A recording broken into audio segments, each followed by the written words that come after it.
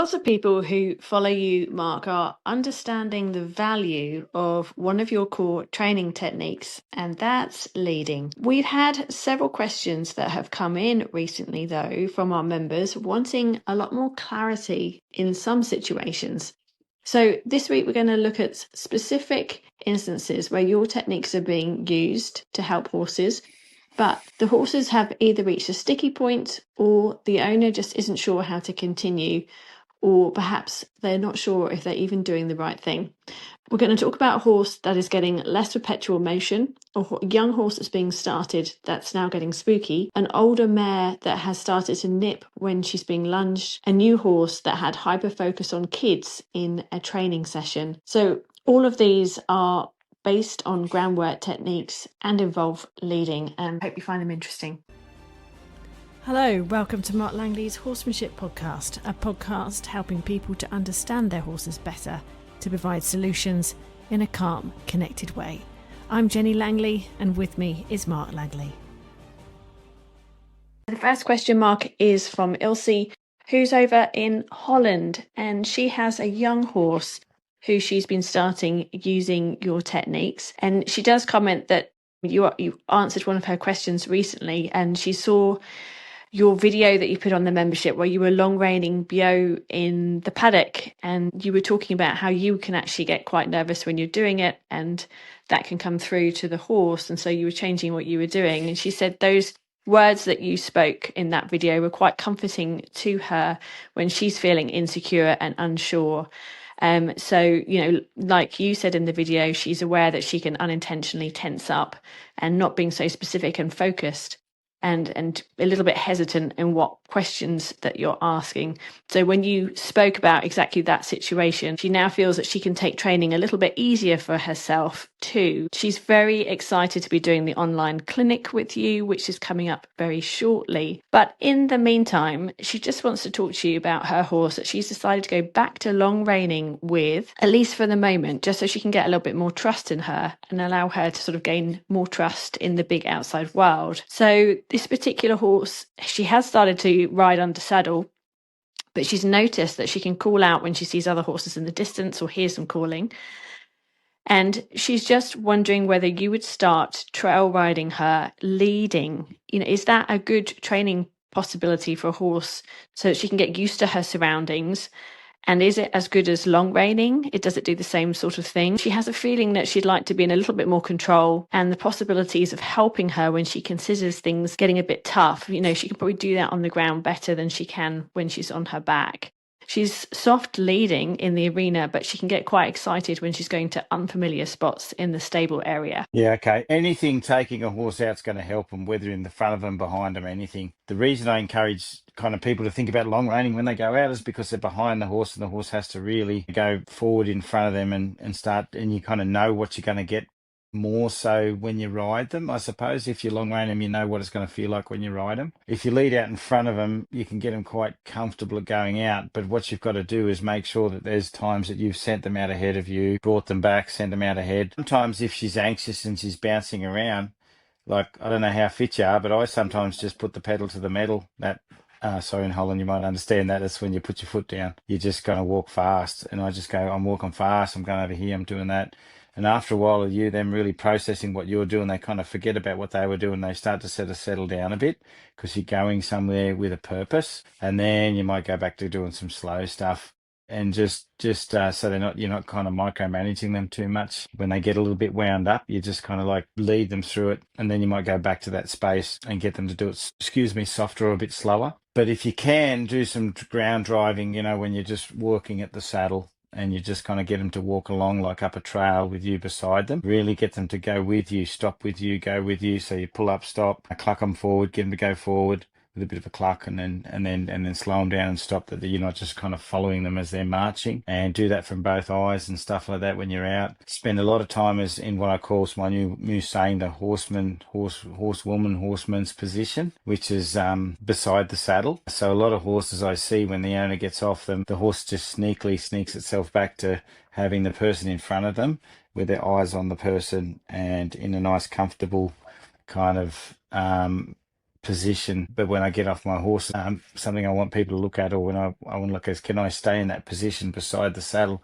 and just hang there for 10 minutes and the horse is soft and connected with me when I'm standing beside the saddle on both sides. And you do that. So you lead them a bit, stand beside the saddle, get them to walk out with you walking beside the saddle on both sides, and just make sure you've covered all bases in the sense of your positioning, walking from the hip, stuff like that. That's all going to help them. And if you spend a week or 2 weeks getting them comfortable at going out and exposing them out in all different positions, and then also take the long reins, incorporate that into it. I'm out here, I might just clip the long reins on and do a bit of long reining and then take them off. Then you're going to see what she's like outside, and she's just probably going to get a lot better. So when you ride out, she's been exposed to a lot more, and then you've just got to sort of steer her into all the places she's kind of already been. Okay, next question comes from Louise over in California, who she's just done a clinic with. She would like to talk to you about her particular horse that went to the clinic. So on the first day of the clinic, and it sounds like you made a lot of progress with this particular horse, because on the first day you identified him as becoming severely shut down because of his past experiences, and you were able throughout the clinic to open him up mentally and physically. And you told Louise, quite a few different strategies for her to try. By day 4, she was riding him and you helped her get a soft response to leg pressure. So, you now, since she's got home, they're going together much better than before the clinic, but not quite as good as at the end of the clinic. So gradually she's finding herself doing more and getting less. So she's getting less perpetual motion, less self-carriage, and less try. And I'll just give you a specific example. So she can lift his withers okay when she works close underneath his chin, and the withers up make him feel competent and happy, but he only keeps them up while her hand is there, and he'll fall into a release brace when she tries to work at any distance. In the backup, if she goes very slowly, he'll stay soft, but when she tries to vary the speed, he gets sullen. And she did try long reining for backing up, and it sort of went about the same. The more she asked, the less she got. So she's also finding he doesn't have a huge regard for her flapping flag. She's not quite sure how to provoke a sharper response without it feeling insultive, and she's not quite sure how to firm up on the rein without the horse feeling like she's trying to force him. So this is the point, and I quite like what she says here. This is the point where previously, if she'd fallen off the Mark Langley wagon, she'd resort to driving pressure, but she knows that she wants to do better than that. Have you got any insights to help her? This is, I guess this is my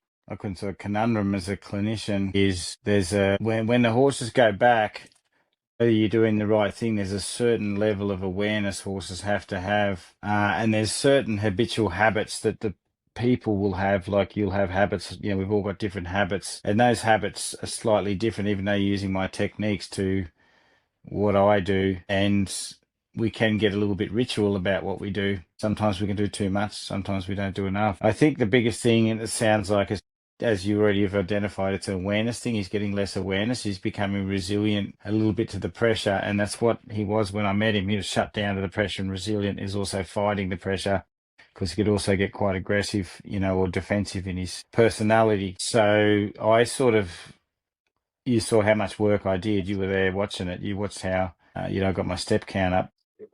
I firstly woke him up. I showed him that the end of the rope is not something that he can pull through. And then I took him out on the obstacles and I led him up. I got him kind of going fast, got him thinking. And then when he cantered, he did his normal blow up, and he sort of blew up because at speed he'd blow up. And then I'd sort of redirect him. And so I took him through quite a lot of kind of pressure, because remember, he's a bullfighting horse, and he's bred to fight bulls.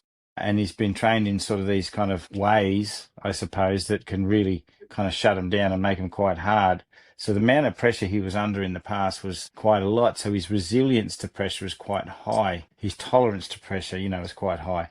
So I broke through that by some of my randomness. Sometimes I would do things that he wasn't used to, like, when he runs out on the end of a rope, I say, no, turn around, come back, let's go over here. Not just kind of micromanage him like he would have been in the past, even before you, to, working with him, containing and pushing and prodding and circling and all that sort of stuff. I made him lead. I made him follow a rope. I made him walk over things, trot, out, go out, where there's lots of stuff to think about, come back and put some responsibility back on him.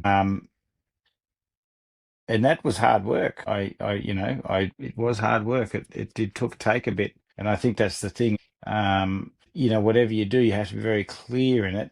But also, like that saying, do a little, expect a lot. Once he got better, like once he was awake, all I did was stand there and pick up a rope and say, "Can you go over there?" And he went, "Yeah, I can go over there." And everything was very easily. I didn't ask a lot of him after that. And that's what I want you to think about. I want you to think about, okay, don't try to do everything I did. Don't try and be me unlocking him so much so. Just say, "I've got half an hour. Can you just do something simple but stay aware for half an hour?" Don't try and do a heap of stuff with him. Yeah. Don't do, I'm doing some of this there, I'm doing that now, and I'm doing all the things I learned at Mark's Clinic to keep him right. Maybe just get on him in the arena and just squeeze him and say, "I'm just going to work on perpetual motion and not ask much of you. But the one rule is, for this half an hour, you're not allowed to stop."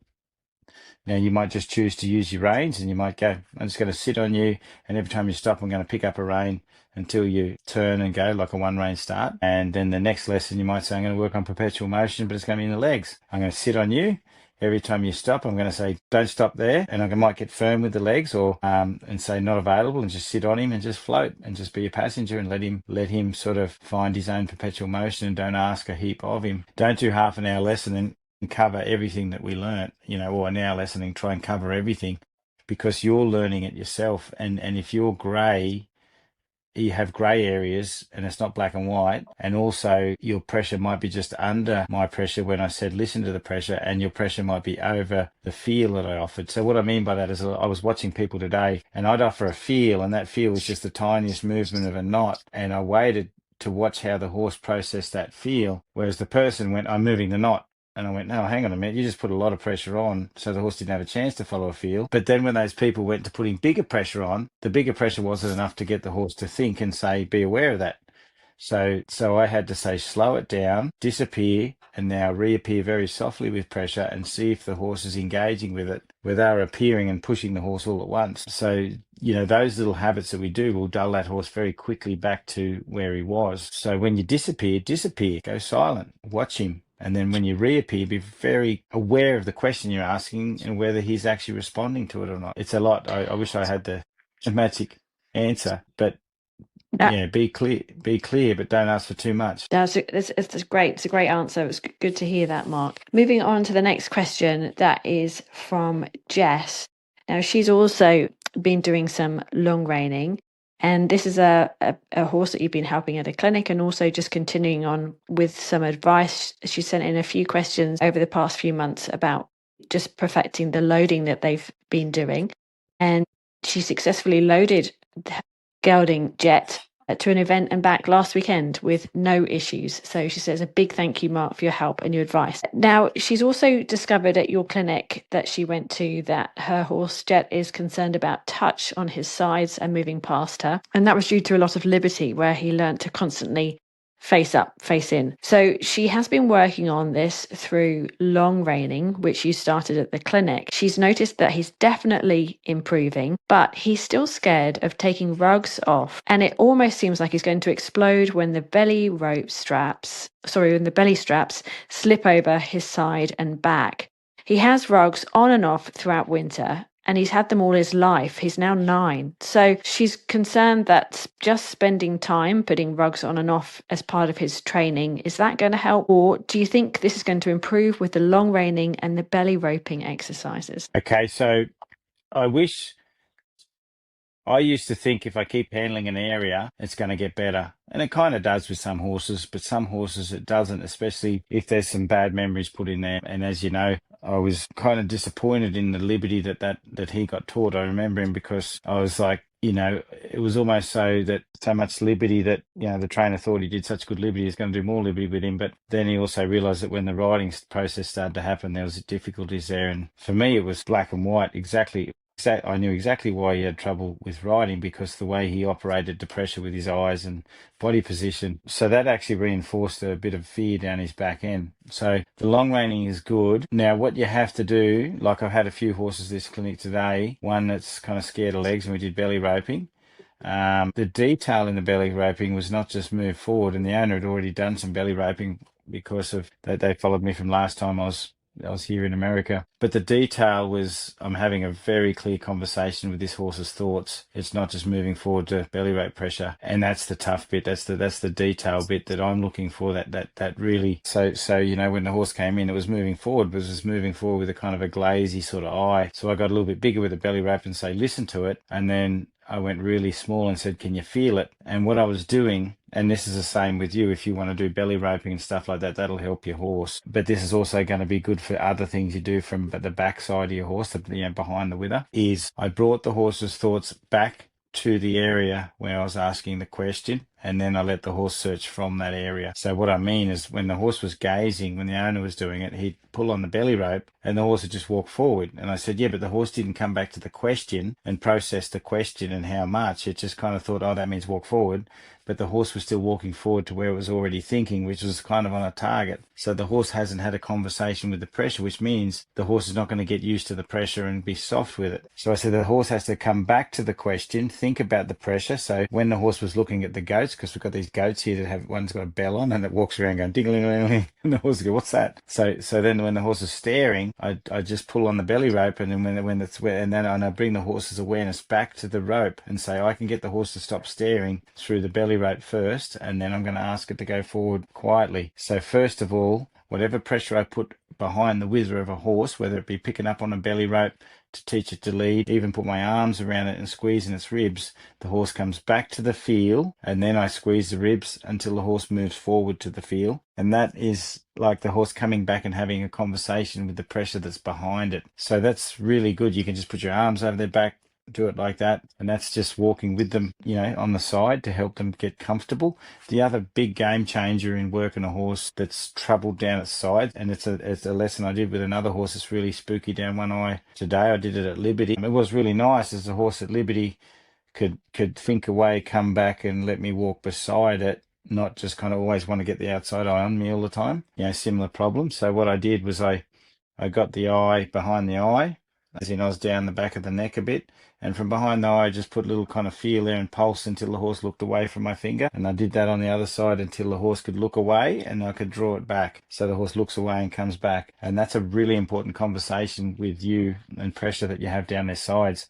And when they can look away and then they can come back, and then you can rub them over and do stuff like that, and they're engaging with the pressure. When you rub their back legs, they're engaging, their thoughts are there, they're not just kind of glazing over. Then they can, and the looking away means that they can actually look away from you, come back to you, and haven't done anything bad. But if they've if you're always working down their side and they've got a guarded eye, then they're always on guard, which means they never quite process it. But if you get them to look away, they think about something else for a second and they come back, they're like, oh, nothing happened. I feel safer. And very quickly the horse starts to let go of that frozen, staring away eye or the guarded eye, and they become very loose in the mind. And then they relax and they breathe again and they trust you being back there. So there's a whole bunch of those little things that you're going to do with your horse. More long reining is great because the horse has to move and think about yielding to pressure, not running away from pressure. And it's yielding to pressure till it's kind of like it's yielding with pressure, not getting off of the pressure. So all that long reining, moving around in the long reins, all that's going to help that horse get a lot softer too. Question from Brenda, who is in Minnesota. She'd like advice on a mare that she's been working with in hand. She's an older horse with no previous experience in a brown pen, with lunging or being under saddle. She's quite alert and snorty. She can be a little bit food dominant, but Brenda doesn't allow it. She's easy to halter. She comes when she's called, and she approaches her, or she allows her to approach and leave from any direction. The only problem that she's having is that when she's leading her and she increases her gait into a trot while leading her beside, she has nipped Brenda in the back of the arm on several occasions. Brenda stops, asks her to back up to reset, and then leads her again in both directions. But she's finding that this hasn't corrected the behaviour and it still seems to be escalating. Have you got any tips? Yeah, well, before tips on it, I'm going to say why horses start to get nippy is because they're still not leading softly, because you're still in the brace bit. So it takes a lot of pressure to get them to trot. So it feels like you're wrestling them, so they get nippy and narky. But if they were light, they'd be trotting before they even had a chance to nip because they were leading so well. When they're nippy like that, I try and work them not under the chin and up close, and I'll work on a longer rope. So there's a couple of ways I do it sometimes, and this is a bit of a hack. I don't like giving people a corner cut method, but I'll hold a flag like that. The flag's above my head. It's not there to chase him, but it's there to create awareness. So I might have maybe a couple of feet of rope, and I'll let the horse lead off to the side and behind, and I'll shake the flag a little bit so they go, I don't really want to come into that space. I'm just going to lead offside over here. And then while they're offside, I'll just turn. I'll pick up the feel of that rope and get them to jog up, but I'm going to have 2 feet of rope, so they're not going to be close to me. And then if it looks like they're thinking about me in the space I'm in, I'll just give the flag a shake and say, this space is not available. They go, I don't really want to go in there because he's got a flag, so I'm not going to go in close to him. But I'm not driving him off with the flag. I'm just sort of making this space not available for them, and they don't really want to be in that space. It's almost like, you know, you if you don't want someone to come to your house, you just invite someone else over that they don't like, and they're not going to turn up to your house. Doesn't mean they don't like you. They just don't like that person you invited over to your house. So what I'm saying is, the horse is not going to want to come in and be too close and nippy on you if you've got the flag there and the horse is cautious and aware of it. So you're going to have a chance to lead them on more of a longer rope. And that's what I'd sort of work on. Turn my back on the horse, stand quietly, get it to lead up. Sometimes if it's not leading, give the flag a shake till it searches a bit and starts moving forward. If they get a bit nippy or they're starting to come in, you just say, shake the flag and say, not available. And they go, oh, righto. Instead of trying to bump them and sort of push them and that sort of stuff, you just give the flag a shake and they go, I just did that, but then the flag distracted me, so I'm not thinking about biting them. I'm thinking about maybe I'll just stay away from the flag a little bit. And as I say, it's just enough to make a boundary, but you're not using it just to drive them through to make up for the fact that they're not leading that well. And the last question for today is from Megan, and she'd like some strategies to help with her particular horse in a scenario that happened where she was able to try to do the best she could with the horse, but she wants to run it past you to see if she did the right thing. So she has a fairly new horse, and with that, she went to an arena where they normally go just to do some groundwork exercises and then hop on and have a ride. But when she was there were some kids who were jumping up and down on a trampoline and a swing in a park next door. So her horse turned into a adrenaline snorting, prancing horse that was continually turning to face and focus on them. So she forgot the idea of going out on a ride, and instead she stayed with him, asking him to follow the rope instead, so turning away, letting go, backing up, passing by. And she alternated from working close to where the worry was, where those kids were, where he could see them, and then she would take him away to the other end of the arena and direct him where he tried to hyper-focus and just stop and chill. She stayed working like that until the kids left, and then they finished at the worry area with some downtime. She just wants to run it past you. Could you just refresh her? Did she do the right thing? Is there anything that you would suggest? In that situation, I had a horse a bit like that today, screaming at the other horse, but it was a hyper-focus. Yours was hyper-focus of something it's scared of. This one was hyper-focused back to where its mate was, and both lessons were good. The horse made progress, but the horse kind of also stayed, made a lot of progress, but you also could tell that if that horse whinnied again, it could kind of break free again and start to kind of go off with the other horse. So the thing you got to work on if you do get onto the ground is breaking that focus.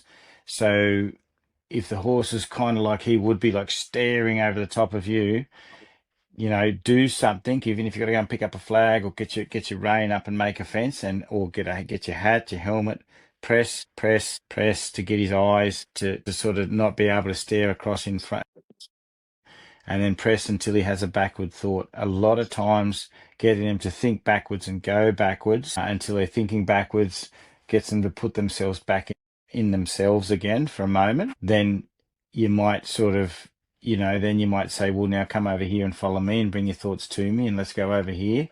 And the lessons that I did today with those horses who were hyper-focused, I just said, push your thoughts back into yourself and back up. And that's when they could center, relax, breathe again, and let go of that fact. And so you're just basically disrupting that thought, making that thought unavailable. And what you do when you make that thought unavailable is you do something constructive that puts them back in themselves. And as I say, that's usually a good backup because it really helps them a lot. Otherwise, you say disrupt the thought, let go of the thought, now lead over here and let's stop here. And when you see the horse decompressing a little bit, coming down, you just stand with them quietly and just show them that's the right thing to do. And I believe by hitting that neuro pathway as much as you can, you're really getting that horse to be able to manage themselves better. So people talk about nervous system regulation. I kind of laugh at it when people say it's all about nervous system regulation. Well, it is, but I can't just plug a computer, like a car computer thing in and just reset it and go, there's the nervous system fixed. What causes the nervous system to work is what the nervous system, what's the windows to the brain, the eyes, the ears, the nose, and all sorts of things like that, and the feel. So, well, that's all we've got to operate with when it comes to their nervous system. So that's what we're doing. So, and then sometimes you can be, once you can be also creative. You can just kind of go off in a new direction, and instead of putting pressure on your horse to do the right thing and let go of a thought, you might just walk away and just go somewhere else, just random, just say, let's go over here, and just take that whole thing out of the equation. And then when the horse sort of softens and knows, oh, we're going away from that, I don't have to worry about it, then you might stop, do a little bit of work with your horse, and then walk in a new direction, and then work your way back there again. That might be another way to look at it. But what you did by taking the horse over to the space where the kids were and saying that, you come over here and it's not the end of the world, that was also a good thing to do, that you did that. I think it's good to sometimes get back to that location, even though the scary thing is gone, they still went to that location and had a bit of a recce. And it's always good, as long as whatever you do with a horse, you've led them into a better mindset, not they just figured it out when they went back home again. That's the main thing. Yeah. Okay. Just want to read a couple of emails that have come through too. So this one's from Judy, who says she loves her online training. Mark, you're amazing in what you teach and how you do it. And Grace has emailed us to say thank you so much for the videos and your training methodology. It aligns with her training and beliefs a lot and has helped with her horse tremendously. So just lovely to hear feedback like that. Thank you so much for letting us know. Hope you've enjoyed listening to this podcast. Thank you so much, Mark, for your time once again. And we'll be back next week answering more questions for our online members. See you then. Thank you, Jenny, and thank you, everyone. If you'd like to help apply any of these ideas to your own horse, you can join Mark Langley online. The membership gives you access to Mark's full training library, detailed step-by-step exercises and regular Q&A support to help you better understand your horse's behaviour, training and emotional responses. It's designed to give people more practical, thoughtful solutions that help horses learn with confidence, softness and understanding. To find out more, head to marklangley.com.au and click join.